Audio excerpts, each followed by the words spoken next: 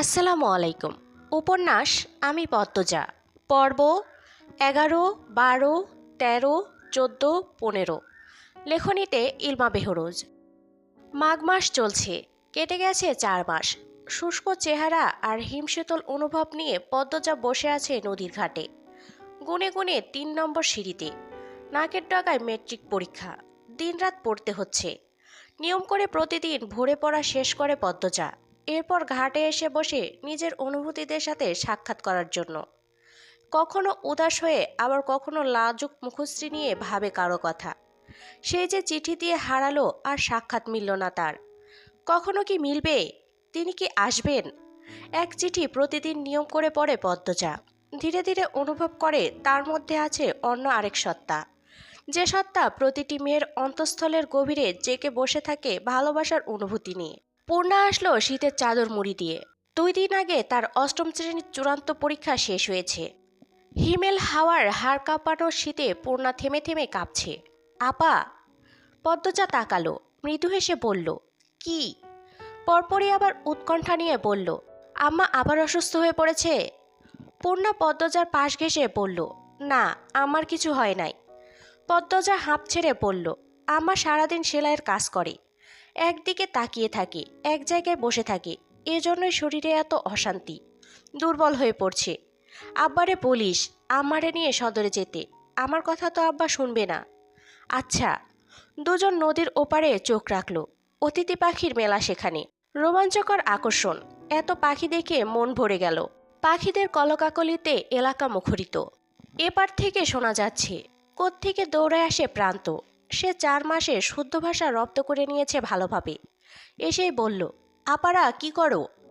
পূর্ণা বলল, পাখি দেখি, আয় দেখে যা। প্রান্ত দূরে চোখ রাখল। সকালের ঘন কুয়াশার ধবল চাদরে ঢাকা নদীর ওপার। পাখিদের ভালো করে চোখে ভাসছে না। শীতের দাপটে প্রকৃতি নীরব, তাই পাখির কলকাকলি শোনা যাচ্ছে দারুণভাবে। প্রান্ত বলল, বড় আপা, একটা পাখি ধরে আনি। একদম না, পাখি ধরা ভালো না। অতিথি পাখিদের তো ভুলেও ধরা উচিত না। ওরা আমাদের দেশে অতিথি হয়ে এসেছে। প্রান্ত চুপসে গেল। এরপর মিয়ে যাওয়া গলায় বলল, আচ্ছা ঠিক আছে, তোরা এখানে কি করস? মোর্শেদের কণ্ঠস্বর শুনে 3 জন ফিরে তাকালো। প্রান্ত হাসি মুখে ছুটে এসে বলল, আব্বা, আমি আজ তোমার সাথে মাছ ধরতে যাব। মোর্শেদ প্রান্তকে কোলে তুলে নেন। এরপর বললেন, তোর মায়ে আমার লগে কাইজা করব। আম্মারে আমি বলবো, আচ্ছা যা, তুই রাজি করাইতে পারলে লইয়া যামু। পদ্মজার চোখ দুটি জলজল করে উঠল। মোর্শেদ গত 2 মাস ধরে প্রান্তকে চোখে হারাচ্ছেন। ছেলে নাই বলেই হয়তো। প্রতিটা বাবা মায়ের একটা ছেলের আশা থাকে। হেমলতা পরপর 3টা মেয়ে জন্ম দিলেন। এ নিয়ে মোর্শেদ অভিযোগ করেননি, তবে মনে মনে খুব করে একটা ছেলে চাইতেন। প্রান্তকে যখন প্রথম আনা হলো, মোর্শেদের খুব রাগ হয় ভিক্ষুকের ছেলে বলে। সময়ের সাথে সাথে প্রান্তকে চোখের সামনে ঝাঁপাতে লাফাতে দেখে ছেলের জন্য রাখা মনের শূন্যস্থানটা নাড়া দিয়ে উঠল। মোর্শেদ 2 হাত বাড়িয়ে দেন অনাথ ছেলেটির দিকে। এখন দেখে আর বোঝার উপায় নেই, মোর্শেদ আর প্রান্তর মধ্যে রক্তের কোনো সম্পর্ক নেই। মোর্শেদ কাঠখোট্টা গলায় 2 মেয়েকে বললেন, সদরে যাইয়াম। 2 ডাল লাগা চাদর আনতাম না সুইডার? পদ্মজা কথাটা শুনে চমকালো। অনাকাঙ্ক্ষিত কিছু পেলে মানুষ কিছুক্ষণের জন্য স্তব্ধ হয়ে যায়। পদ্মজার অবস্থাও তাই হলো। খুশিটা প্রকাশ করার মতো পথ খুঁজে পাচ্ছে না। স্নায়ুকোষ থমকে গেছে। শীতের তাণ্ডবে প্রকৃতি বিবর্ণ, অথচ তার মনে হচ্ছে বসন্তকাল চলছে। ঢোক গিলে ঝটপট উত্তর দিল, আব্বা, তোমার যা পছন্দ তাই এনো আমার জন্য। খুশিতে পদ্মজার গলা কাঁপছে। মোর্শেদ অনুভব করলেন সেই কাঁপা গলা। গত সপ্তাহ রমিজের মেয়ে এক ছেলের সাথে রাত কাটাতে গিয়ে ধরা পড়ে। অলন্দপুরে সে কি তুলকালাম তাণ্ডব। ছেলেটাকে ন্যাড়া করে জুতার মালা পরিয়ে চক্কর দেওয়ানো হয়েছে পুরো অলন্দপুর। আর মেয়ের পরিবারকে সমাজ থেকে আলাদা করে দেওয়া হয়েছে। পদ্মজা এত সুন্দর হওয়া সত্ত্বেও আজও কোনো চারিত্রিক দোষ কেউ দিতে পারেনি। মেয়েটার দ্বারা কোনো অনৈতিক কাজ হয়নি। তার ঘরে যেন সত্যি একটা পদ্মফুলের বাস। মোর্শেদ পদ্মজাকে নিয়ে দোটানায় ভোগেন। খারাপ ব্যবহারটা আগের মতো আসে না। তিনি দ্রুত জায়গা ত্যাগ করেন। পরদিন সকাল সকাল কলস ভরে খেজুরের মিষ্টি রস নিয়ে আসেন মোর্শেদ। প্রেমা খেজুরের রস দেখেই মাকে বলল, আম্মা, পায়েস খাবো। আচ্ছা খাবি। সূর্য অনেক দেরিতে উঠল। প্রকৃতির উপর সূর্যের নির্মল আলো ছড়িয়ে পড়ে। সূর্যের আলোতে কোনো তেজ নেই। চার ভাই বোন কাঁচা খেজুরের রস নিয়ে উঠানে বসলো পাটি বিছিয়ে। খেজুরের কাঁচা রস রোদে বসে খাওয়াটাই যেন একটা আলাদা স্বাদ, আলাদা আনন্দ। মোর্শেদ নারিকেল গাছে উঠেছেন। পায়েসের জন্য নারিকেল অপরিহার্য উপকরণ। আচমকা পদ্মজা প্রশ্ন করল, আজ কি সোমবার? পূর্ণা কথা বলার পূর্বে হেমলতা বারান্দা থেকে বললেন, আজ তো সোমবারই, কেন? পদ্মজা খেজুরের বাটি রেখে ছুটে আসলো বারান্দায়। আজ স্কুলে যাওয়ার কথা ছিল আম্মা। ঝুমা ম্যাডাম বলেছিলেন গুরুত্বপূর্ণ কথা আছে, সবাইকে যেতে বলেছেন। আমায় বলে রাখতি, সামনে পরীক্ষা, গুরুত্বপূর্ণ দেখে পড়া দিবেন, এজন্যই ডেকেছেন। তাড়াতাড়ি যা। এই পড়না, তুইও যা। দুই বোন বাড়ি থেকে দ্রুত বের হলো। সূর্য উঠলেও কনকনে শীতটা রয়ে গেছে। দুজনের নামে মোর্শেদের আনা নতুন সোয়েটার। পদ্মজা যখন মোর্শেদের হাত থেকে সোয়েটার পেল, আবেগ লুকিয়ে রাখতে পারেনি। মোর্শেদের সামনে হাউমাউ করে কান্না করে ওঠে। মোর্শেদ অপ্রস্তুত হয়ে বাড়ি থেকে বেরিয়ে যান। ফিরেন অনেক রাত্রিরে। পূর্ণা বলল, আব্বার পছন্দ ভালো তাই না আপা? কিসের পছন্দ? সোয়েটারগুলো কি সুন্দর। পদ্মজা হাসল। সামনের কটে দাঁত ঝিলিক দিল। হাতের ডান পাশে ধান ক্ষেত। ধান গাছের ডগায় থাকা বিন্দু বিন্দু জমে থাকা শিশির রোদের আলোয় চিকমিক করছে। অনেকে হাতে কাঁচি নিয়ে প্রস্তুতি নিচ্ছে ধান কাটার। বাতাসে নতুন ধানের গন্ধ। হঠাৎ পূর্ণা চেঁচিয়ে উঠল, আপারে, লিখন ভাই। পদ্মজার নিঃশ্বাস গেল থেমে। মুহূর্তে বুকের মাঝে শুরু হয় তাণ্ডব। পূর্ণার দৃষ্টি অনুসরণ করে পিছনে তাকালো পদ্মজা। লিখন ব্যস্ত পায়ে এদিকে আসছে। পাশে মগা। পদ্মজা অজানা আশঙ্কায় চোখ ফিরিয়ে নিল। পূর্ণাকে বলল, এখানে আর এক মুহূর্তও না। কথা শেষ করে পদ্মজা স্কুলের দিকে হাঁটা শুরু করলো। পূর্ণা অবাক হয়, কিন্তু এ নিয়ে রাগ করল না। লিখন পিছন পিছন আসছে। পদ্মজার বুক কাঁপছে বিরতিহীনভাবে। চাহনি অশান্ত। বটগাছের সামনে চিন্তিত ভঙ্গিতে দাঁড়িয়ে আছে লিখন। শীতের শুষ্কতায় বটগাছের অধিকাংশ পাতা ঝরে পড়েছে। লিখনের কাছে শীতকাল খুবই অপছন্দের ঋতু।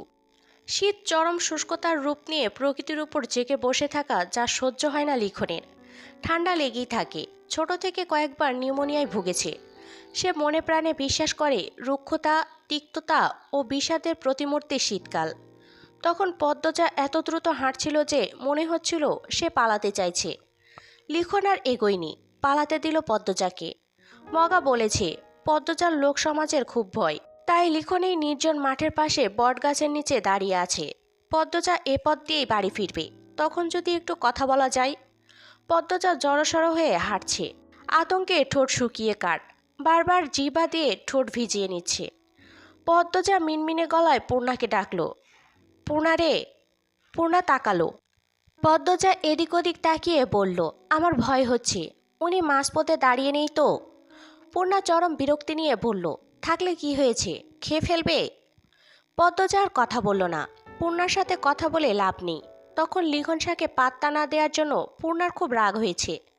পদ্মজা বরাবরই মাথা নিচু করে হাঁটে, তাই লিখন শাকে দেখতে পেল না। পূর্ণা দূর থেকে দেখতে পেল, কিন্তু এইবার আর আগে থেকে বলল না পদ্মজাকে। সে উত্তেজিত হয়ে পড়ে। ভাবে লিখন শাহ যখন আপার সামনে এসে দাঁড়াবে কি যে হবে। লিখন পদ্মজার দূরত্ব মাত্র কয়েক হাত।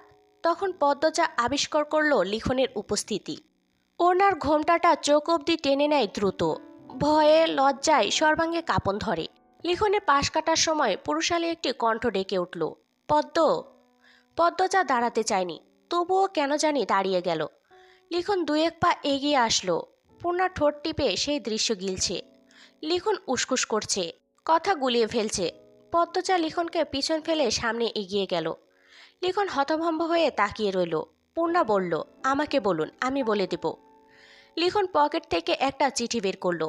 এরপর অনুরোধ স্বরে বলল, দয়া করে তোমার বোনকে দিও, আমি কাল বিকেলে ঢাকা চলে যাব। পূর্ণা হাসি মুখে চিঠি নিল। এরপর বলল, আপা আপনার আগে চিঠিটা প্রতিদিন পড়ে। লিখনের ঠোঁট দুটি হেসে উঠল। পূর্ণা দৌড়ে ছুটে গেল পদ্মজার দিকে। লিখন আর পিছু নিল না। পূর্ণা আসতেই পদ্মজা ধমকে উঠল, কি কথা বলছিলি এত? কেউ দেখলে কি হতো? তুই আমার কথা কেন ভাবছিস না? পদ্মজার কাঁদো কাঁদো স্বরে পূর্ণা চুপসে গেল। সত্যিই কি সে বেশি করে ফেলল? পূর্ণা চোখ নামিয়ে চুপচাপ হেঁটে বাড়ি চলে আসে। চিঠির কথা পদ্মজাকে বলা হয়নি। গোধূলি বিকেল। হেমলতা পদ্মজাকে ফরমায়েশ দেন, পদ্ম, কয়টা টমেটো নিয়ে আয়। আচ্ছা আম্মা। পদ্মজা লাহারি ঘরের ডান দিকে হেঁটে আসে।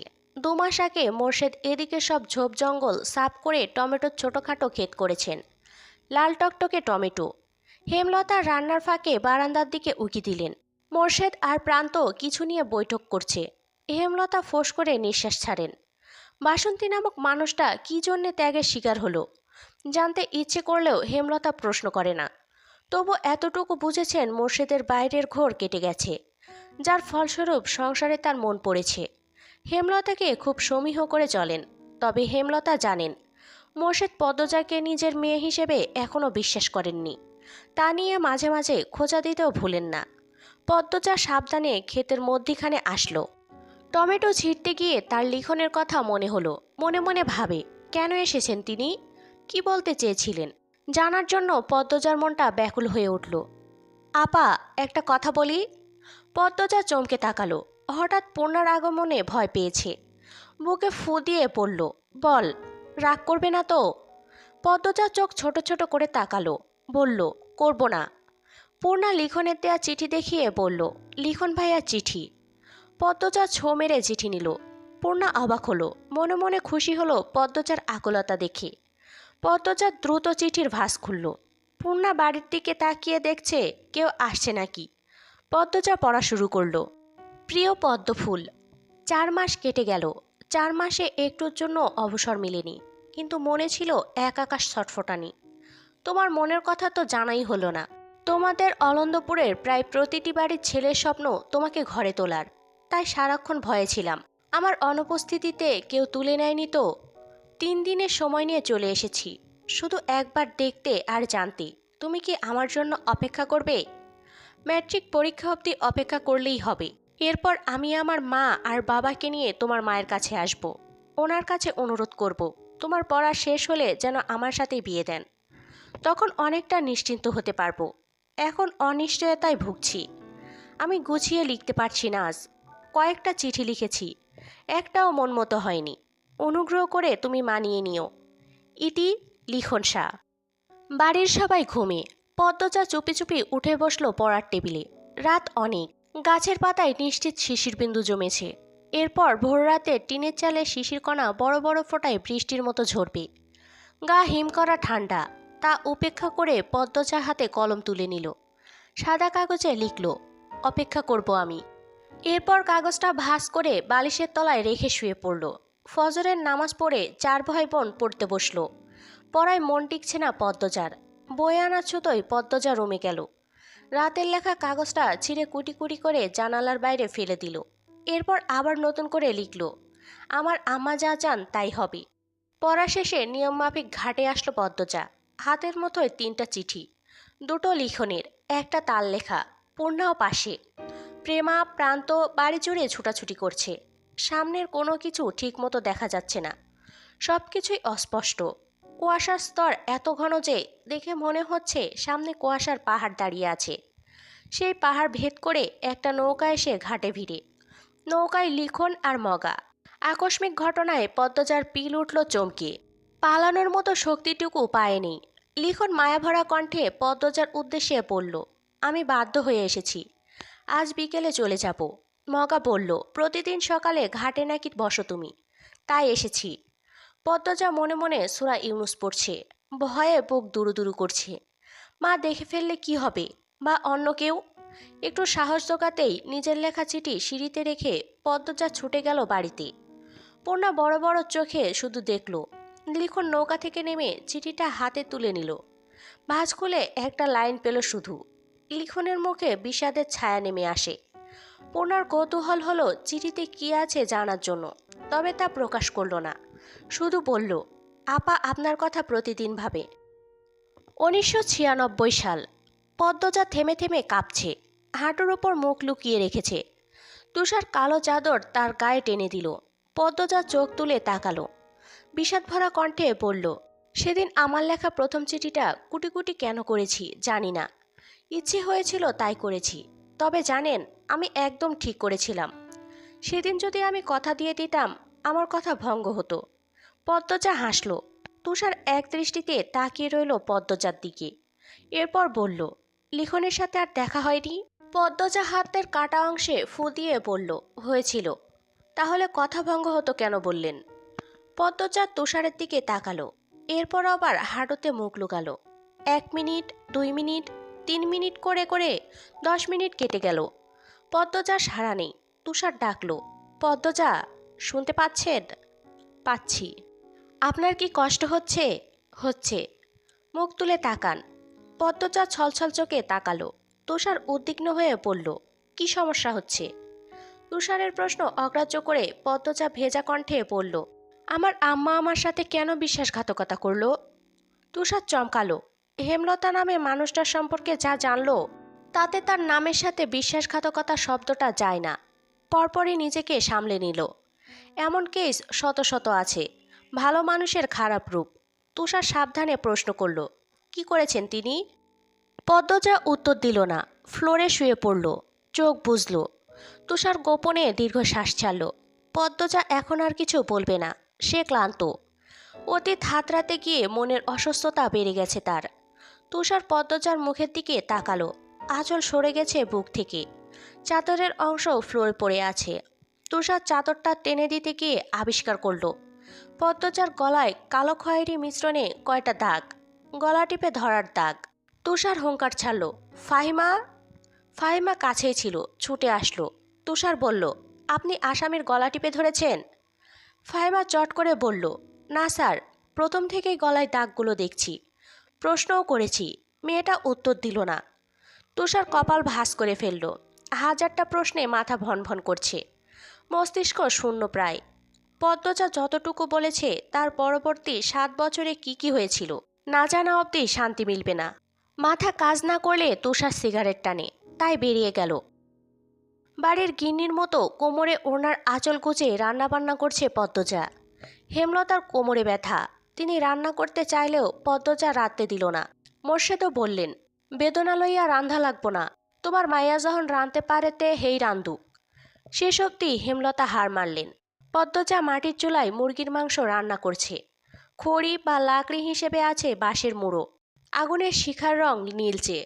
শীতের মাঝে রান্না করার শান্তি আলাদা। মুরগির মাংস রান্না হচ্ছে, আজ এতিম মিসকিন খাওয়ানো হবে। হেমলতা বলেন, সামর্থ্য থাকলে মাসে একবার হলেও এতিম মিসকিনদের খাওয়ানো উচিত, নয়তো ঘরে রহমত থাকে না।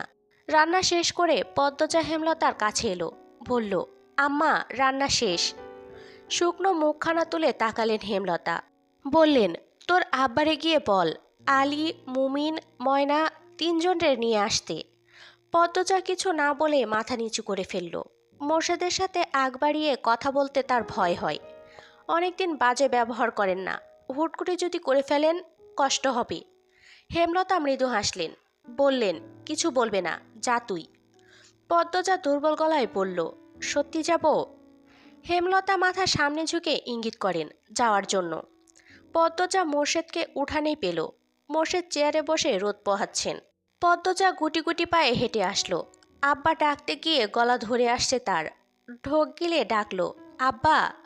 মোর্শেদ তাকান। পদ্মজার মনে হলো বুকে কিছু ধপাস করে পড়ল। পদ্মজার দৃষ্টি অস্থির রেখে মিনমিনে গলায় বলল, আম্মা বলছে আলীদের নিয়ে আসতে। রান্ধন শেষ? জি আব্বা। মোর্শেদ গলায় গামছা বেঁধে বেরিয়ে যান।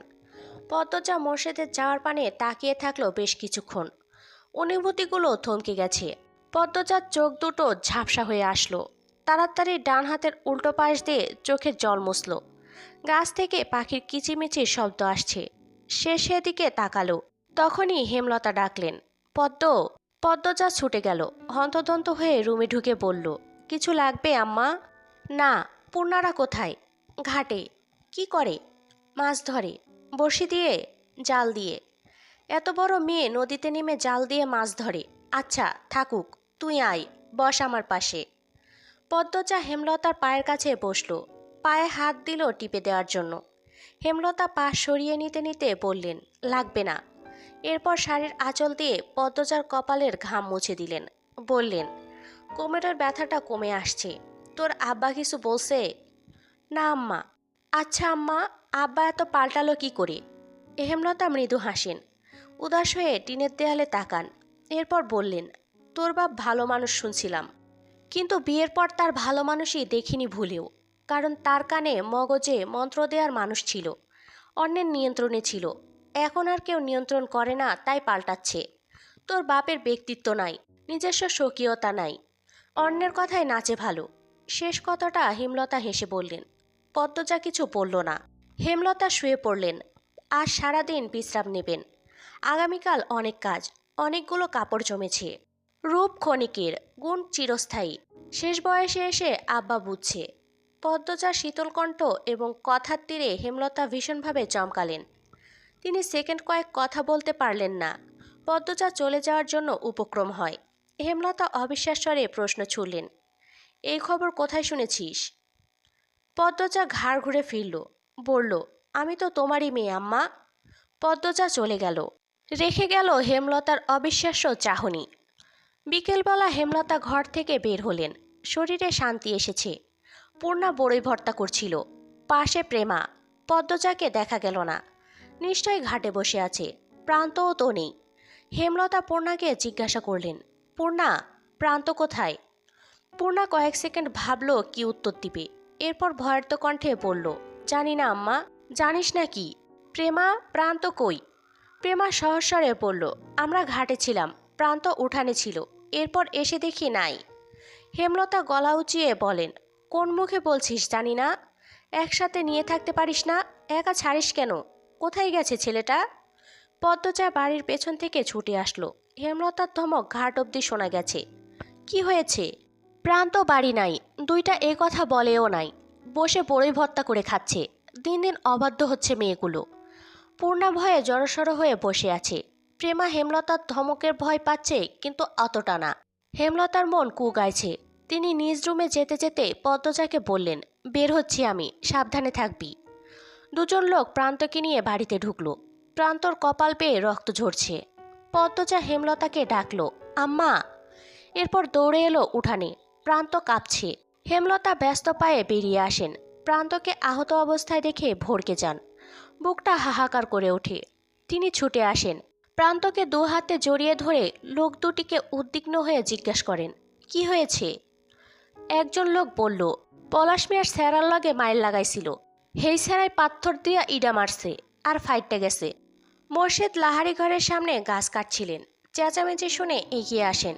প্রান্তকে এমতো অবস্থায় দেখে লোক দুটিকে তেজ দিয়ে বললেন, কোন কুত্তার বাচ্চায় আমার স্যারাডারে মারছে?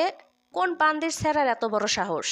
মোর্শেদ উত্তরের অপেক্ষা করলেন না। প্রান্তকে নিয়ে ছুটে যান বাজারে। হেমলতা রয়ে গেলেন বাড়িতে। বাজারে আজ হাট বসেছে। মোর্শেদ হেমলতাকে নিষেধ করেছেন সাথে যেতে। বাড়িতে থেকে হেমলতা হাঁসফাঁস করতে থাকেন। প্রান্ত একা বড় হয়েছে। কতবার কত রকম আঘাত পেয়েছে, দেখার কেউ ছিল না, তাই মিনমিনিয়ে কেঁদেছে। এমন বাচ্চা ছেলের এত বড় আঘাত পেয়ে চেঁচিয়ে কাঁদার কথা, কষ্ট তো আর কম পায়নি। দাঁতে দাঁত চেপে সহ্য করেছে। হেমলতার ভীষণ কষ্ট হচ্ছে। পদ্মজা ঘরে লুকিয়ে কাঁদছে। পূর্ণা, প্রেমা বাড়ির বাইরে বারবার উকি দিয়ে দেখছে মোর্শেদ প্রান্তকে নিয়ে ফিরল নাকি। দেখতে দেখতে চলে এলো ম্যাট্রিক পরীক্ষা। পরীক্ষা কেন্দ্র শহরে, যেতে লাগে 6 ঘন্টা। বাড়িতে থেকে পরীক্ষা দেয়া অসম্ভব। পরীক্ষা কেন্দ্রের পাশেই মোর্শেদের মামা বাড়ি। মামা নেই, মামাতো ভাইয়েরা আছে। কথাবার্তা বলে সেখানেই 1.5 মাসের জন্য হেমলতা আর পদ্মজা উঠল। মোর্শেদ বাকি 2 মেয়ে আর প্রান্তকে নিয়ে বাড়িতে রয়ে গেছেন। হেমলতা পদ্মজাকে নিয়ে আসার পূর্বে এসে দেখে গেছেন পরিবেশ কেমন। মোর্শেদের 2 মামাতো ভাইয়ের মধ্যে একজন রাজধানীতে থাকে, আরেকজনের বয়স হয়েছে অনেক। ছেলে মেয়েদের বিয়ে দিয়ে বউ নিয়ে একাই থাকেন। ছেলেরা শহরে চাকরি করে। পদ্মজার জন্য উপযুক্ত স্থান, তাই আর অমত করেননি। মোর্শেদের যে ভাইটি বাড়িতে আছেন তার নাম আকবর হোসেন। ষাটোর্ধ্ব বয়সের একজন মানুষ। তবে আকবর হোসেনের স্ত্রী জয়নবের বয়স খুব কম, হেমলতার বয়সী। হেমলতা আকবর হোসেনকে ভাইজান বলে সম্বোধন করেন। দালান বাড়ি, বেশিরভাগ সময় বিদ্যুৎ থাকে, ফলে পদ্মজা মন দিয়ে পড়তে পারছে। পরীক্ষাও ভালো করে দিচ্ছে। হেমলতা আকবর হোসেনের দৃষ্টি অনুসরণ করেছেন। শীতল প্রকৃতির লোক, তিনি নিশ্চিন্তে বিশ্বাসী লোক। রাতের খাবার আকবর হোসেনের সাথেই খেতে হয়। হেমলতা 1.5 মাসের খাওয়ার খরচ নিয়ে এসেছেন। আকবর হোসেন কিছুতেই আলাদা রাখতে দিচ্ছেন না। এভাবে অন্যের বোঝা হয়ে থাকতে হেমলতার আত্মসম্মানে লাগে।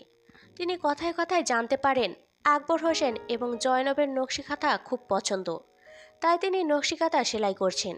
যতক্ষণ পদ্মজা পরীক্ষা দেয় ততক্ষণ হেমলতা ক্যান্টিনের বাইরে কোথাও বসে বা দাঁড়িয়ে অপেক্ষা করেন। অনেক রাত অবধি পদ্মজা পড়ে। আজ অনেকক্ষণ ধরে সে কি যেন ভাবছে। হেমলতা ব্যাপারটা খেয়াল করেন। পদ্মজার পাশে বসে জিজ্ঞাসা করেন, পদ্ম, কি ভাবছিস? পদ্মজা এক নজর হেমলতাকে দেখে চোখ ফিরিয়ে নিল। হেমলতা তাকিয়ে আছেন জানার জন্য। পদ্মজা দ্বিধা নিয়ে বলল, রাগ করবে না তো? হেমলতা পদ্মজাকে পরখ করে নিলেন। এরপর বললেন, কি জানতে চাস? পদ্মজা এদিক ওদিক চোখ বুলায়। কিভাবে শুরু করবে বুঝে উঠতে পারছে না। 2 মিনিট পর নীরবতা ভেঙে বলল, দুপুর থেকে আমার খুব জানতে ইচ্ছে হচ্ছে, হানিফ মামাকে কে মারলো? তোমার সাথে মামার কি কথা হয়েছিল? হানিফ মামাকে মানে তুমি তো অন্য কারণে গিয়েছিলে, কিন্তু ফিরে এলে, খুনও হলো। আমি সবসময় এটা ভাবি, কখনো উত্তর পাই না। মনে মনে অনেক যুক্তি সাজাই, কিন্তু যুক্তিগুলো মিলে না, খাপছাড়া এলোমেলো। কাল পরীক্ষা, আর আজ এসব ভেবে সময় নষ্ট করছিস? হেমলতার কণ্ঠ স্বাভাবিক, তবুও পদ্মজা ভয় পেয়ে গেল, তবে কিঞ্চিত আশা মনে উকি দিচ্ছে। চারিদিকে একেবারে নিস্তব্ধ। দূর থেকে একটা আওয়াজ ভেসে এলো, সঙ্গে হুইসেলের শব্দ। গভীর রাতে ট্রেন ছুটে চলছে গন্তব্যের দিকে। আরেকটা আওয়াজও আসছে, কাছে কোথাও নেড়ি কুকুরের দল ঘেউ ঘেউ করছে। পদ্মজা ইংরেজি বইয়ের দিকে চোখ রেখে মিনমিনে স্বরে বলল, পরীক্ষা তো কাল দিন পর। হেমলতা খোলা চুল মুঠোয় নিয়ে হাত খোপা করেন। এরপর বললেন, কাল আর কাল দিন পর একই হলো। পদ্মজা চুপ হয়ে গেল। এমন ভাব ধরল যেন সে খুব মনোযোগ দিয়ে পড়ছে। হেমলতা চোখ ছোট করে পদ্মজাকে দেখছেন। মেয়েটা পড়ায় মনোযোগ দেওয়ার আপ্রাণ চেষ্টা করছে, কিন্তু সফল হতে পারছে না। বারবার নিচের ঠোঁট দাঁত দিয়ে টিপছে। পদ্ম, ছাদে যাবি? হেমলতার এহেন প্রস্তাবে পদ্মজা একটু অবাক হলো। নাকের পাটা হয়ে গেল লাল। এতে নাক লাল হওয়ার কি আছে জানা নেই। পদ্মজা কিঞ্চিত হা হয়ে তাকিয়ে রইল। হেমলতা আবার বলেন, যাবি? পদ্মজা টেবিল থেকে প্রফুল্ল চিত্তে ছুটে এলো, বলল, যাব। আকবর হোসেনের বাড়ির নাম সিংহাসন কুঞ্জ। বাড়ির নাম এমনটা হওয়ার কারণ ছাদে না গেলে জানা সম্ভব নয়। মা মেয়ে সিঁড়ি পেয়ে ছাদের দিকে উঠছে। তাদের পায়ের শব্দ মোহময় ছন্দ তুলে হারিয়ে যাচ্ছে অন্ধকারে, অথবা মিলে যাচ্ছে চাঁদের আলোর সাথে একাকার হয়ে। ছাদের ঠিক মধ্যখানে দাঁড়িয়ে আছে বিশাল সিংহাসন। তা দেখে পদ্মজার চক্ষু চড়ক গাছ। বিস্ময় নিয়ে প্রশ্ন করল, আম্মা, এত বড় সিংহাসন কার? হেমলতা পদ্মজার মুখের ভাব দেখে বেশ আনন্দ পাচ্ছেন। তিনি 2 দিন আগে এই সিংহাসন আবিষ্কার করেছেন। আকবর হোসেনের কাছে প্রশ্ন করেছেন, ঠিক পদ্মজার মতো করেই। আকবর হোসেনের উত্তর হেমলতা পুনরাবৃত্তি করলেন, তোর আকবর কাকার আব্বু বিশ্ববিদ্যালয়ের অধ্যাপক ছিলেন, বাংলা সাহিত্যের। ওনার ইচ্ছে ছিল নিজের বাড়ির সাথে একটা সিংহাসন করার। শেষ বয়সে এসে ইচ্ছে পূরণ করেন। দিনরাত নাকি রাজকীয় ভঙ্গিতে সিংহাসনে বসে থাকতেন। মৃত্যুও হয় সিংহাসনে ঘুমানো অবস্থায়। পদ্মজা হা অবস্থায় স্থির হয়ে রইল। সে সিংহাসন খুঁটিয়ে খুঁটিয়ে দেখছে। ময়ূর সিংহাসন। সিংহাসন যেন পেখম মেলে দাঁড়িয়ে আছে। ইট সিমেন্টের তৈরি সিংহাসন, অনেক বড় দেখতে, 5 ফুট দৈর্ঘ্যের বা আরও বেশি হবে। হেমলতা বলেন, মোগল সম্রাট শাহজাহানের সিংহাসনের মতো সিংহাসনের স্বপ্ন বোধহয় তিনি দেখতেন। অর্থের জন্য পারেননি। হেমলতার কথা পদ্মজা শুনল নাকি বোঝা গেল না। পদ্মজা অনুরোধ করে অন্য কথা বলল, আম্মা, সিংহাসনে বসো তুমি। এক কথায় হেমলতা সিংহাসনে বসেন। এরপর পদ্মজাকে ডাকেন পাশে এসে বসতে। পদ্মজা আসলো না, দূর থেকে বলল, মাঝে বসো আম্মা। কি শুরু করেছিস? বসো না। হেমলতা কপাল কুঁচকে সিংহাসনের মাঝে বসেন। পদ্মজার ঠোঁটে হাসি ফুটে আবার হারিয়ে গেল। বলল, আর একটু বাকি। কি বাকি? বাম পায়ের ওপর ডান পা তুলে রানীদের মতো বসো। হেমলতা বিরক্ত নিয়ে উঠে পড়েন। পদ্মজাকে বলেন, পাগলের প্রলাপ শুরু করেছিস? পদ্মজা নাচরবান্ধা হয়ে তীরভাবে বলল, আম্মা বসো না, নইলে আমি কাঁদব। পদ্মজার এমন কথায় হেমলতা হাসবেন না রাখবেন ঠাওর করতে পারলেন না। রাতের সৌন্দর্য, রাতের মায়াবী রূপ প্রতিটি মানুষের ভেতরের আহ্লাদ, ইচ্ছে, কষ্ট ঠেলেঠুলে বের করে আনার ক্ষমতা বোধহয় নিজে আল্লাহ সাক্ষাৎ করে দিয়েছেন। তাই হেমলতা তার নিজের শক্ত খোলসে ফিরতে পারলেন না। পদ্মজার পাগলামো সুরে সুর দিয়ে তিনি সিংহাসনের রাজকীয় ভঙ্গিতে বসেন। পদ্মজার কেমন কেমন অনুভূতি হয়, বুকের ভিতর ঝিরিঝিরি কাঁপন। এই তো তার কল্পনার রাজ্যের রাজরানী হেমলতা এবং তার কন্যা সে পদ্মজা। চোখের মণিকঠায় ভেসে উঠল একটি অসাধারণ দৃশ্য। হেমলতার সর্বাঙ্গে হীরামণি মুক্তার অলঙ্কার। অসম্ভব সুন্দর শ্যামবর্ণের এই সাহসী নারীকে দেখতে কত শত দেশ থেকে মানুষ ভিড় জমিয়েছে। আর সে হেমলতার পাশে বসে আছে। চারদিকে ঢাকঢোল পিটানো হচ্ছে, হাতিশাল থেকে হাতির হুঙ্কার আসছে। তারাও যেন খুশি এমন রানী পেয়ে। তোর পাগলামো শেষ হয়েছে? পদ্মজা জবাব দিল না। হেমলতার পাশে এসে বসল, কোলে মাথা রেখে গুটিসুটি মেরে শুয়ে পড়ল। এরপর আক্ষেপের স্বরে বলল, আম্মা, তুমি রানী আর আমি রাজকন্যা কেন হলাম না? সবাই আমাদের ভালোবাসতো, সম্মান করত, মুগ্ধ হয়ে দেখত। হেমলতার বুক জুড়ে দীর্ঘশ্বাস বেরিয়ে আসলো। সমাজ কেন তার প্রতিকূলে থাকলো?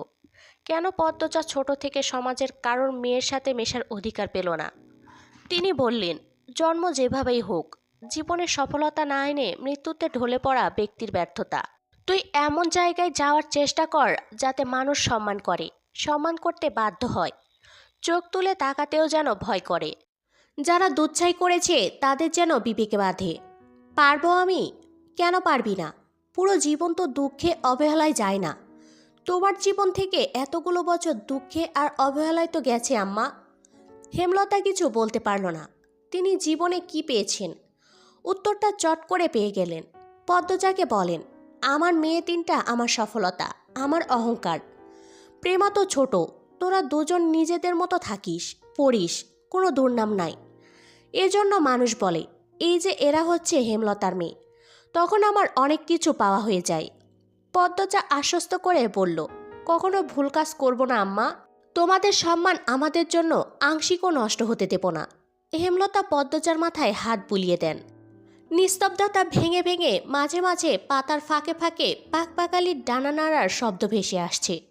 পদ্মজা চোখ তুলে আকাশের দিকে তাকায়। আকাশে একটা চাঁদ, অগণিত তারা। আকাশকে তারায় পরিপূর্ণ একটি কালো গালিচার মতো লাগছে।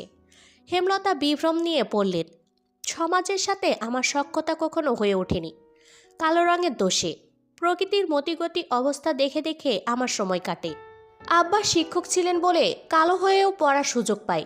অবশ্য আব্বার সামর্থ্যও ছিল, আমাদের সব ভাই বোনকে পড়িয়েছেন। আম্মা আমাকে পড়ানোতে বেশি আগ্রহ দেখিয়েছিলেন। রং কালো, কেউ বিয়ে করবে না, একটু পড়ালেখা থাকলে হয়তো করবে, সেই আশায়। যখন আমি তোর বয়সে ছিলাম বড় আপার মেয়ে হয়। মেয়েটার গায়ের রং কালো, শ্বশুরবাড়িতে তুলকালাম কাটল। বংশের সবাই ফর্সা, বাচ্চা কেন কালো হলো? আপাকে বের করে দিল। আপা বাপের বাড়ি ফিরল। সমাজের কত কটূক্তি কথা হজম করেছে আপা। তখন আমি নামাজের দোয়ায় আকুতি করে চাইতাম একটা সুন্দর মেয়ের। আমার বিয়ে হলে মেয়েটা যেন পরীর মতো সুন্দর হয়, আমার মতো অবহেলার পাত্রী যেন না হয়, বড় আপার মতো কালো মেয়ে নিয়ে শ্বশুরবাড়ি থেকে বিতাড়িত হতে যেন না হয়। তুই যখন পেটে, এবাদত বাড়িয়ে দিই। 5 ওয়াক্ত নামাজ বাদের সময় পেলেই সেজদায় লুটিয়ে আল্লাহকে একই কথা বলতাম, আমার পরীর মতো মেয়ে চাই। দোয়া কবুল হলো। তোর যেদিন জন্ম হয় সবাই অবাক হয়ে শুধু তাকিয়েছিল। আমি তো খুশিতে কেঁদে দিয়েছিলাম। এত সুন্দর বাচ্চা এই গ্রামে কেন? পুরো দেশেও বোধহয় ছিল না। চোখের পাপড়ি যেন ভ্রুতে এসে ঠেকছিল। ঠোঁট এত লাল ছিল, যেন ঠোঁট বেয়ে রক্ত ঝরছে। সদ্য জন্মানো শিশুর মাথা ভর্তি ঘন কালো রেশমি চুল। অলন্দপুরের সবার কাছে ছড়িয়ে পড়ে এই কথা। দল বেঁধে দেখতে আসে। 1 সপ্তাহ বেশ তোড়জোড় চলে। কি খুশি ছিলাম আমি, সারাক্ষণ তোকে চুমোতাম। রাতেও ঘুমাতে ইচ্ছে করতো না, মনে হতো এই বুঝি আমার পরীর মতো মেয়ে চুরি হয়ে গেল। তোর আব্বা সারাক্ষণ খুশিতে বাকবাকম করত। বাইরে থেকে এসে গোসল ছাড়া কোলে নিত না। যখন কোলে নিত বারবার আমাকে বলতো, ও লতা, ছেলেটা মানুষ না, শিমুল তুলা। হেমলতা থামেন, চোখ তার ছলছল। পদ্মজা বলল, তারপর? কেউ বা কারা ছড়িয়ে দিল তুই তোর বাপের মেয়ে না, যুক্তি দাঁড় করালো। বাপ মা কালো, মেয়ে এত সুন্দর কেন হবে? গ্রামের প্রায় সব মানুষ অশিক্ষিত, তাই বিবেচনা ছাড়াই বিশ্বাস করে নিল। হেমলতা চুপ হয়ে যান। পদ্মজা টের পেল ও হেমলতা কিছু একটা লুকিয়েছেন। শুধু গ্রামের মানুষ বললেই এত বড় দাগ লেগে যায় না কপালে। অন্য কোনো কারণ আছে, যা যুক্তি হিসেবে শক্ত ছিল। হেমলতা দম নিয়ে বললেন, একা হয়ে যায়। তোর বাপ সরে গেল, সমাজ সরে গেল, আতুর ঘরে একা সময় কাটাতে থাকি। তোকে দেখলেই মনে হতো আল্লাহ নিজের কোনো মূল্যবান সম্পদ আমাকে দেখে রাখতে দিয়েছেন। আমি অন্য আমি হয়ে যাই, খোলসা পাল্টে যেতে থাকে, রাত জেগে স্বপ্ন সাজাই, তোর সাথে ফুল কুড়োনোর স্বপ্ন দেখি, ফুল গাছ লাগাই। যখন তোর 4 বছর হয় বাড়ি ভরে যায় ফুল গাছে। ছোট শাড়ি পরিয়ে প্রতিদিন মা মেয়ে মিলে ফুল তুলে মালা গেঁথেছি। নিশুতি রাতে পাকা ছাদে জ্যোৎস্না পোহানোর স্বপ্ন ছিল, আজ পূরণ হলো। আর দুটোই ইচ্ছে বাকি, সাগর জলে মা মেয়ে পা ডুবিয়ে পুরো একটা বিকেল কাটাবো। আর শেষ বয়সে নাতি নাতনিদের নিয়ে তাদের মায়ের জীবনী বলবো। পদ্মজা 2 হাতে শক্ত করে জড়িয়ে ধরে হেমলতার কোমর। তিনি টের পান পদ্মজা ফোপাচ্ছে। উদ্বিগ্ন হয়ে বললেন, পদ্ম, কাঁদছিস কেন? পদ্মজা বাচ্চাদের মতো কাঁদতে থাকলো। কাঁদতে কাঁদতে বলল, আমাকে কখনো একা থাকতে দিও না আম্মা। আমি তোমাকে ছাড়া থাকতে পারবো না। তোমার মতো কেউ হয় না, এজন্য কাঁদতে হয়। আমি সবসময় তোর সাথে আছি, কান্না থামা। কি মেয়ে হয়েছে দেখো, কেমন করে কাঁদছে। পদ্ম, চুপ, আর না, মারবো এবার পদ্ম। পদ্মজা থামে, কিন্তু ছটফটানি হচ্ছে ভেতরে। কেন এমন হচ্ছে জানে না, কিন্তু হচ্ছে। কান্না পাচ্ছে।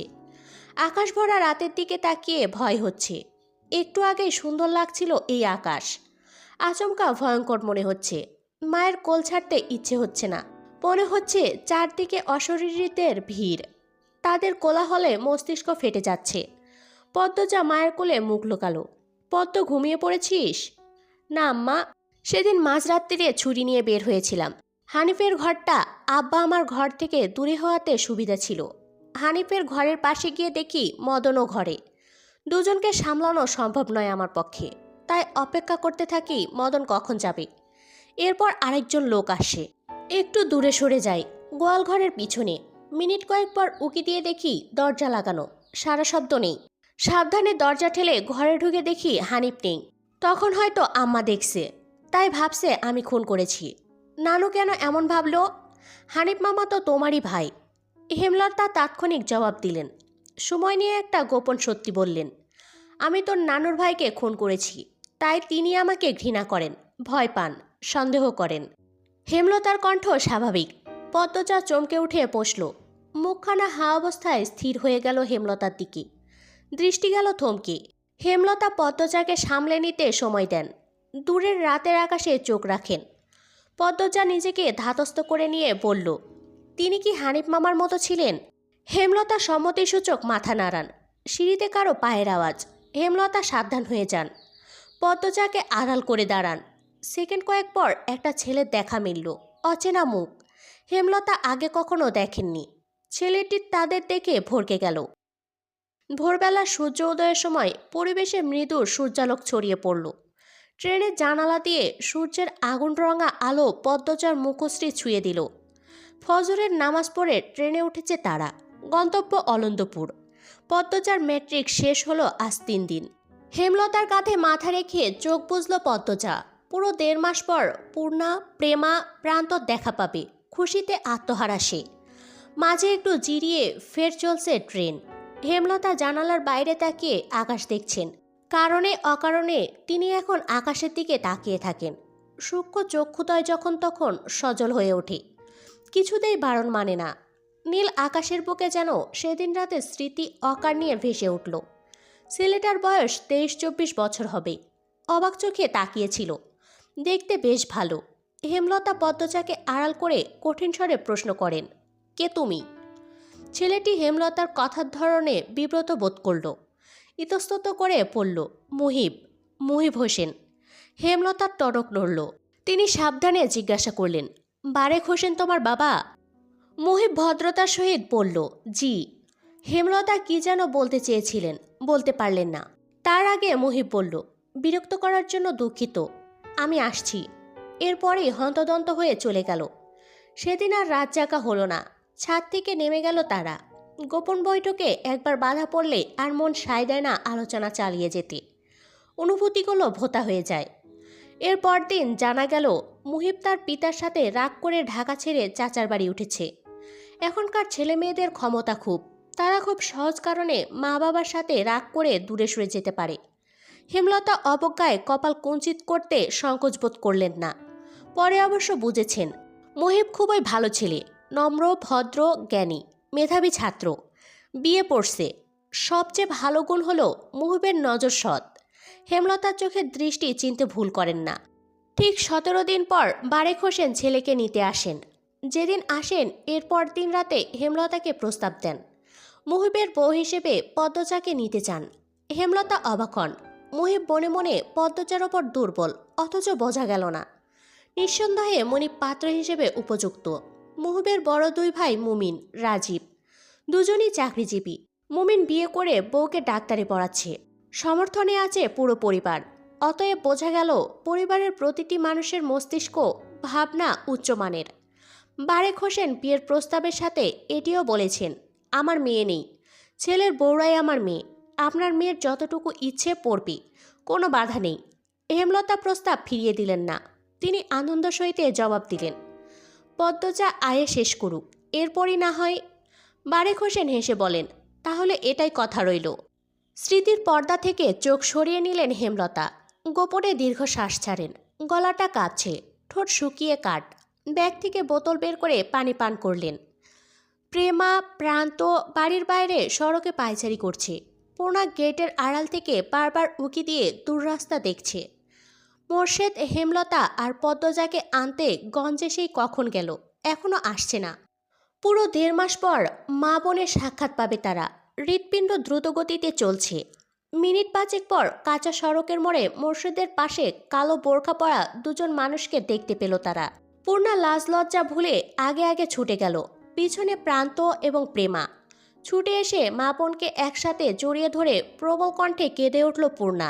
হেমলতা পূর্ণাকে ধমক দিতে গিয়েও থেমে গেলেন। মাঝে মধ্যে একটু বাড়াবাড়ি করা দোষের নয়। পদ্মজার চোখ বেয়েও টুপটুপ করে জল পড়ছে। প্রায় প্রতিটা রাত সে ভাই বোনদের মনে করেছে। বিশেষ করে পূর্ণাকে বেশি মনে পড়েছে। মনে হচ্ছে কত শত বছর পর দেখা হলো। আর পূর্ণা বাড়ির আনাচে কানাচে পদ্মজার শূন্যতা অনুভব করেছে। সে অশ্রুসিক্ত চোখ মেলে তাকালো পদ্মজার দিকে। এরপর আবার জড়িয়ে ধরে বলল, আপা, আমার এত আনন্দ হচ্ছে, এত আনন্দ কখনো হয় নাই। পদ্মজার কোমল হৃদয় পূর্ণার ভালোবাসা দেখে বিমোহিত হয়ে উঠল। সে স্নেহার্থ কণ্ঠে বলল, আমার সোনা বোন, আর কাঁদিস না। পূর্ণার চোখের জল দ্রুত মুছল। প্রফুল্ল চিত্তে বলল, আপা, আমি তোমার পছন্দের চিংড়ি মাছ দিয়ে লাউ রেঁধেছি। পদ্মজা অবাক চোখে তাকালো। হেমলতা প্রশান্তিদায়ক সুখ অনুভব করলেন এক বোনের প্রতি আরেক বোনের নিঃস্বার্থ ভালোবাসা দেখে। পদ্মজা বাঁখাড়া হয়ে পূর্ণার 2 গালে চুমু দিল। মোর্শেদ দৃশ্যটি মুগ্ধ হয়ে দেখেন। এরপর তাড়া দেন, দেহ মায়াড্ডির কারবার, মানুষ আইতাছে, আর হেরা রাস্তায় কান্দাকাটি লাগাইছে। হাট সবাই, হাট। খাওয়া দাওয়া শেষ করে 4 ভাই বোন ঘাটে গিয়ে বসল। 1.5 মাসে কি হলো না হলো সব পূর্ণা বলছে। প্রেমা পূর্ণার নামে বিচার দিল, প্রান্ত প্রেমার নামে বিচার দিল। প্রান্ত কেন বিচার দিল তা নিয়ে প্রেমা বাকবিতণ্ডটা লাগিয়ে দিল। সে কি কাণ্ড! দুজন তুমুল ঝগড়া লেগে গেল। এরপর দুজনই বিচার নিয়ে গেল হেমলতার কাছে। তখন পদ্মজা শুকনো কণ্ঠে পূর্ণাকে বলল, জানিস পূর্ণা, আম্মা আমার বিয়ে ঠিক করছে। পূর্ণা ভীষণ চমকালো। চমকিত কণ্ঠে জিজ্ঞাসা করল, কবে, কার সাথে? যে বাড়িতে ছিলাম ওই বাড়ির ছেলের সাথে। বিয়ে পড়ছে, আমার আয় শেষ হলে বিয়ের তারিখ পড়বি। আপা, আমার বিশ্বাস হচ্ছে না। আম্মার না ইচ্ছে তোমাকে অনেক পড়াবে, তোমার চাকরি হবে। পদ্মজা চুপ থাকলো ক্ষণকাল। এরপর বলল, আমার কি যেন হয়েছে, পাল্টে গেছেন। কি রকম? আকাশের দিকে তাকিয়ে থাকেন। বেশিরভাগ কথা এড়িয়ে যান। আমার ভবিষ্যৎ নিয়ে আগের মতো আগ্রহ দেখান না। আমি কথা তুললে এড়িয়ে যান, গল্প করেন না। মানে আগের মতো নেই। কথাগুলো বলতে গিয়ে পদ্মজার গলা কিঞ্চিত কাঁপল। সে কি সত্যি কিছু হয়েছে ওখানে? না, আমি যতটুকু জানি তেমন কিছুই হয়নি। পূর্ণা সীমাহীন আশ্চর্য হয়ে চিন্তায় ডুবল। পদ্মজা শুনে তাকিয়ে রইল। লিখন শাহ নামে মানুষটার কথা মনে পড়ছে। তিনি যখন শুনবেন এই খবর, সহ্য করতে পারবেন? সত্যি ভালোবেসে থাকলে সহ্য করতে কষ্ট হবে নিশ্চয়। পূর্ণা দ্বিধাভরে প্রশ্ন করল, আপা, লিখন ভাইয়ের কি হবে? পদ্মজা ক্লান্ত ভঙ্গিতে তাকালো, বলল, আমি তাকে বলেই দিয়েছি, আম্মা যা বলবেন তাই হবে। পূর্ণার বড্ড মন খারাপ হয়ে গেল। তার আপার মতো সুন্দরীকে শুধুমাত্র লিখন শাহর পাশেই মানায়। কত স্বপ্ন দেখল সে লিখন শাহ এবং পদ্মজাকে নিয়ে, সব স্বপ্নে গুঁড়োবালি। সে কাতর কণ্ঠে বলল, লিখন ভাইয়ের সাথে তোর বিয়ে না হলে আমি কষ্ট পাবো খুব। আমি তো আমার কথার বাইরে যেতে পারবো না। পূর্ণার গলার স্বর খাদে এনে বলল, যদি লিখন ভাই রাজি করাতে পারে। পদ্মজা অবিশ্বাস্য দৃষ্টি নিয়ে তাকালো। সেই দৃষ্টি যেন ইঙ্গিত দিচ্ছে এ হওয়ার নয়। পূর্ণা কপাল কুঁচকে ফেলল, বিরক্তিতে বলে উঠল, ধ্যাত। বাতাসটা গরম গরম ঠেকছে, ক্রমশ মাথা ব্যথা বেড়ে চলেছে। এত এত গাছগাছালি চারদিকে, তবুও এতটুকুও শীতলতা নেই পরিবেশে। হেমলতা আলমারির কাপড় গুছিয়ে বিছানার দিকে তাকালেন। মোর্শেদ এই রোদ ফাটা দুপুরে কখন যেন ঝিম মেরে বিছানায় বসে আছে, মুখখানা বিমর্ষ, চিন্তিত।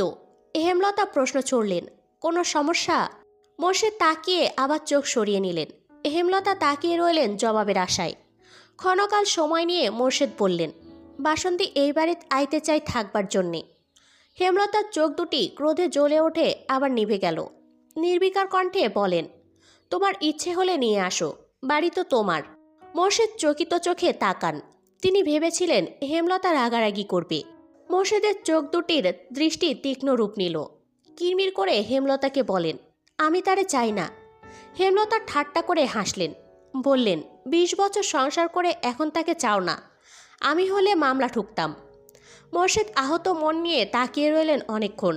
চোখ দুটিতে অসহায়ত্ব স্পষ্ট। হেমলতা নিজেকে নিয়ন্ত্রণে এনে সরে পড়েন। মোর্শেদ তখন কপট রাগ দিয়ে নিজে নিজে আওড়ান, আমারে ডর দেহাই, মাগিটারে খুন করতে পারলে জীবনে শান্তি পাইতাম। হেমলতা ঘাড় ঘুরিয়ে তাকান, মোর্শেদকে পরখ করে নেন। রাগে ছটফট করছে মোর্শেদ। বাসন্তের প্রতি তার এত রাগ কেন? তিনি 2 পা এগিয়ে আসেন, বললেন, ভালোবাসার মানুষকে এভাবে গালি দিয়ে ভালোবাসার শব্দটির সম্মান খুইয়ে দিও না। আমি তারে কোনো কালেও ভালোবাসি নাই, বাসলে তোমারে বাসছি। হেমলতা ভীষণ অবাক হয়ে চোখ তুলে তাকান। ভোতা অনুভূতিগুলো মুহূর্তে নাড়াচাড়া দিয়ে উঠল। মোর্শেদ অপ্রস্তুত হয়ে পড়েন, দৃষ্টি অস্থির। বিছানা থেকে নেমে গটগট পায়ে বেরিয়ে যান। হেমলতা মোর্শেদের যাওয়ার পানে তাকিয়ে থাকেন, ঝাপসা চোখ মেলে। এই মানুষটার থেকে এই একটি শব্দ শোনার জন্য একসময় কত পাগলামি করেছেন তিনি, কত কেঁদেছেন, আকুতি মিনতি করেছেন। সত্য হোক কিংবা মিথ্যে, হেমলতার ভীষণ আনন্দ হচ্ছে। বয়সটা কম হলে আজ তিনি অনেক পাগলামি করতেন, অনেক। পূর্ণার ভীষণ জ্বর, তাই পূর্ণাকে নানা বাড়ি রেখেই পদ্মজা বাড়ি ফিরল। সাথে এলো হিমেল, প্রান্ত, প্রেমা। বাড়ি যারে ছুটাছুটি করে লাউ, সিম, লতা, পুঁইশাক বন্দোবস্ত করল। হিমেল বাজার থেকে মাছ এনে দিল। বাড়িতে শুটকি ছিল। আজ হেমলতা আর মোর্শেদ ফিরবে, তাই এত আয়োজন। 2 দিন আগে ঢাকা গেলেন তারা। হেমলতার বড় বোন হানির মেজ মেয়ের বিয়ের কথাবার্তা চলছে। হানি বলেছেন হেমলতা না গেলে তিনি বিয়ের তারিখ ফেলবেন না, তাই বাধ্য হয়ে হেমলতা গিয়েছেন। তবে পদ্মজার খটকা লাগছে শুরু থেকে। তার মা তাকে রেখে পাশের এলাকায় যেতেও আপত্তি করেন। আর আজ 2 দিন ধরে তিনি মাইলের পর মাইল দূরে পদ্মজাকে ছাড়া রয়েছেন। এসব এখন ভাবার সময় নয়। পদ্মজা যত্ন করে কয়েক পদের রান্নার প্রস্তুতি নিল। সকাল থেকে সূর্যের দেখা নেই। পরিবেশ ঠান্ডা, স্তব্ধ, এ যেন ঝড়ের পূর্বাভাস। প্রান্ত, প্রেমা উঠান জুড়ে মার্বেল খেলছে। হিমেল শুধু দেখছে, মাঝে মাঝে প্রবল কণ্ঠে হাসছে, হাততালি দিচ্ছে। রান্না শেষ হলো বিকেলে। প্রেমা, প্রান্ত, হিমেলকে খাবার বেড়ে দিল পদ্মজা। খাওয়া শেষ হলে বলল, হিমেল মামা, প্রান্ত আর তুমি পূর্ণাকে নিয়ে আসো, সন্ধ্যা হয়ে যাবে একটু পর। আম্মা আব্বাও চলে আসবে। হিমেল, প্রান্ত বের হতেই পিছন পিছন ছুটে গেল প্রেমা। পদ্মজা একা হয়ে গেল। রান্নাঘর গুছিয়ে বারান্দায় এসে দাঁড়ালো। বাতাস বইছে প্রবল বেগে। বাতাসের দাপটে চুল ওড়না উড়ছে। আকাশ কালো মেঘে ছেয়ে গেছে। পরিবেশটা অন্ধকার হয়ে আসছে ধীরে ধীরে। মনটা কুগাইতে লাগলো। পদ্মজা এক হাত দিয়ে অন্য হাতের তালু চুলকাতে চুলকাতে গেটের দিকে বারংবার তাকাচ্ছে। যতক্ষণ কেউ না আসবে শান্তি মিলবে না। বিকট শব্দ তুলে কাছে কোথাও বজ্রপাত পড়ল। ভয়ে পদ্মজার আত্মা শুকিয়ে গেল। চারদিক কেমন অন্ধকার হয়ে এসেছে। ঘোমটা টেনে বাড়ি থেকে বের হওয়ার সিদ্ধান্ত নিতেই আকাশ ভেঙে বৃষ্টি নামল। বিকট বজ্রপাত, দমকা হাওয়া, বড় বড় ফোঁটার বৃষ্টি, সব মিলিয়ে প্রলয়ঙ্করী ঝড় বইছে যেন। লাহারি ঘরের মাথার ওপর থাকা তালগাছ অবাধ্য বাতাসের তেজে একবার ডানে আরেকবার বামে ঝুঁকে পড়ছে। পদ্মজার গায়ের পশম দাঁড়িয়ে গেল ভয়ে, ছুটে গেল নিজের রুমে। বিছানার ওপর কাচুমাচু হয়ে বসল। টিনের চালে ধুমধাম শব্দ হচ্ছে, বৃষ্টির বেগ বেড়ে চলেছে। এত সব শব্দ ভেদ করে আরেকটি শব্দ কানে এলো, সদরঘরে কিছু একটা পড়েছে। পদ্মজা ভয় পেয়ে গেল। পরপরই খুশিতে আওড়ালো, আম্মা আসছে। বিছানা থেকে নেমে হন্তদন্ত হয়ে সদরঘরে আসলো। সদরঘর অন্ধকারে তলিয়ে আছে। জানালা দিয়ে আসা ঈষৎ আলোয় পদ্মজা টের পেল একজন পুরুষের অবয়ব। সাথে সাথে সর্বাঙ্গ অসাড় হয়ে পড়ল, পা দুটি স্তব্ধ হয়ে গেল। পদ্মজা কাপা কণ্ঠে বলল, কে আপনি? খালি বাড়িতে কেন ঢুকেছেন? কোনো জবাব আসলো না। পদ্মজা অনুরোধ করে ভেজা কণ্ঠে বলল, বলুন না, কে আপনি? একটি ম্যাচের কাঠি জ্বলে উঠল। সেই আলোয় দুটি গভীর কালো চোখ বিভ্রম নিয়ে তাকিয়ে রইল পদ্মজার দিকে। শীতল স্পষ্ট কণ্ঠে চোখের মালিক বলল, আমির হাওলাদার। পদ্মজা পুরুষালী কণ্ঠটি শুনে আরও ভড়কে গেল। রগে রগে বরফের ন্যায় ঠান্ডা সূক্ষ্ম কিছু একটা দৌড়ে গেল। এক হাত দরজায় রেখে পদ্মজা আকুতি করে বলল, আপনি চলে যান, কেন এসেছেন? উত্তরের আশায় না থেকে পদ্মজা দৌড়ে নিজের রুমে চলে গেল। রুমে ঢুকে দরজা লাগিয়ে দিল। মস্তিষ্ক শূন্য হয়ে পড়েছে, কাজ করছে না। লোকটা যদি সম্মানে আঘাত করে বা গ্রামের মানুষ যদি দেখে ফেলে খালি বাড়িতে অচেনা পুরুষের সাথে, কেলেঙ্কারি হয়ে যাবে। সে আর ভাবতে পারছে না। দরজায় করাঘাত শুনে পদ্মজা রুমের সব আসবাবপত্র ঠেলে ঠুলে দরজার কাছে নিয়ে আসলো। এরপর মাটিতে বসে হাওমাও করে কাঁদতে লাগলো।